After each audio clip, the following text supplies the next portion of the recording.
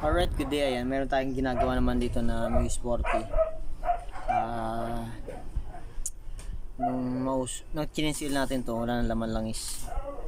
Ayan, binuksan ko yung makina, yung kanyang cylinder head, tsaka yung block tinanggal natin.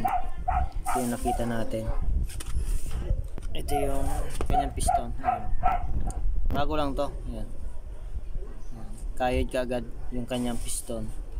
Pero yung kanyang oil ring, ayos din. Yung compression spring niya, ayos din naman.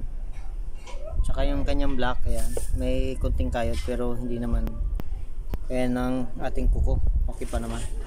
Ayan. Ito yung cylinder block. Ayan. Ayan. May kayod siyang konti doon. Tsaka dito sa baba. Ayan. Hindi naman siya makakuha pa ng kuko. Kaya okay pa siya. Ito siyempre hindi natin to ikakabit kasi walang problema yung oil ring niya, hindi naman stock up. Ito talaga may problema yung kanyang piston na to.